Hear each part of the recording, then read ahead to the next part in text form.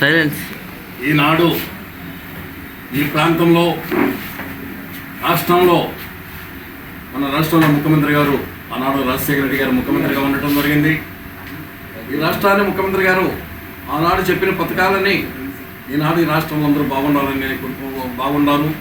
ఆనాడు రాజశేఖర రెడ్డి గారు చెప్పిన మాటని కాంట్రాక్టర్లు కానీ అందరూ కానీ రైతులు కానీ అందరూ బాగుండాలి. ఈనాడు ముఖ్యమంత్రి గారు జగన్మోహన్ రెడ్డి గారు ఎన్నో పథకాలు ఇచ్చాడు. ఈ రాష్ట్రంలో ఇన్ని పథకాలు ఇస్తే తలుపేయమ్మా సీఎం గారు లైన్లో ఉన్నాడు. ఈనాడు ఎన్నో తలుపేసే దేవుడు గడియపు దీపాకండి ఆయన.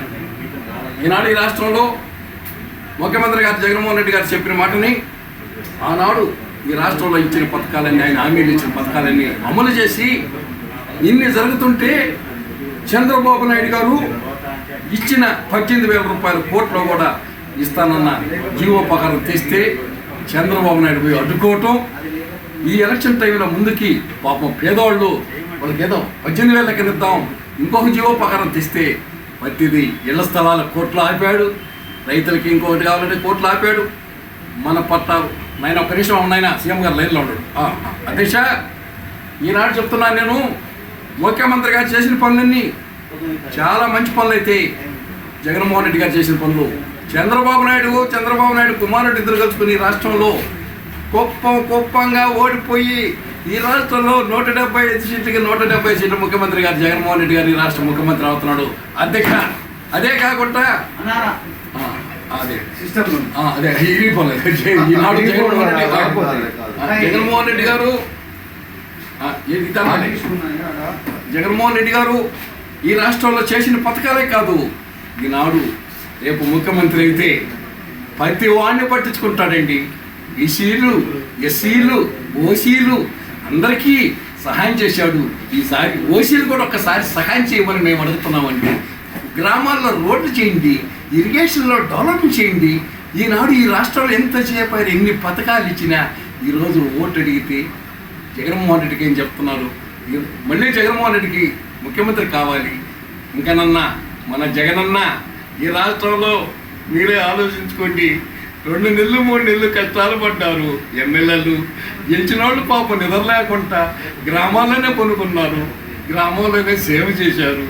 మరి ఈ రాష్ట్రంలో చాలా ఘోరంగా మన తెలుగుదేశం పార్టీని ఓడిస్తున్నారు. ఎందుకంటే చంద్రబాబు నువ్వు చెప్పిన మాట ఉందంతా అబద్ధాలు. చంద్రబాబు సూలూరుపేట శాసనసభ్యుడు గారు సంజీవన్న గారు సూలూరుపేట నియోజకవర్గంలో ఎన్నో కోట్ల రూపాయలు డెవలప్ చేసిన వ్యక్తి సూలూరుపేట శాసనసభ్యుడు గారు. చాలా మంచోడు. ఈనాడు నెల్లూరు జిల్లాలో ఆదాల ప్రభాకర్ రెడ్డి గారు ఎవరిని ఏ టైంలో ఫోన్ కొడితే ప్రభాకర్ అన్న మా గ్రామంలో ఈ సమస్య నెల్లూరు టౌన్లో అంటే వెంటనే ఫోన్ చేసి మాట్లాడేవాళ్ళు.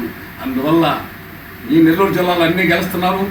విక్రమరెడ్డి గెలుస్తున్నాడు, ఆదాల ప్రభారెడ్డి గెలుస్తున్నాడు, ఈ రాష్ట్రంలో అందరూ గెలుస్తున్నారు. జగన్మోహన్ రెడ్డి ముఖ్యమంత్రి అవుతున్నాడు.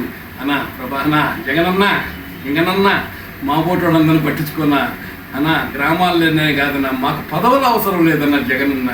మాకు కూడా గ్రామాల్లో ఒకసారి ఎంతసేపైనా వాలంటీర్లకి ఉద్యోగాలు ఇచ్చేస్తేవి, మమ్మల్ని పట్టించుకోకపోతేవి, ఎంతసేపైనా గ్రామ ప్రజలని వదిలేస్తేవి, మమ్మల్ని కూడా పట్టించుకున్నా జగనన్న. నేను నిజంగా కష్టాలు బాధలు పడుతున్నామన్న ఈ రాష్ట్రంలో ఈసారి నువ్వు గెలవాలని మేము పూర్తిగా అభిమానంగా ఉన్నామన్నా జగనన్న. నువ్వు ముఖ్యమంత్రి అవుతావన్నా, రేతిరి పొగులి 3 నెలలు కష్టపడుతున్నావన్నా. నువ్వు కూడా ఇన్ని పథకాలు వదిలినా కూడా నువ్వు తిరిగే పనులు పాపము ఎంత గ్రామాలకు పోతే ఇన్ని అభివృద్ధి చేయాలని చూస్తున్నావు జగనన్న.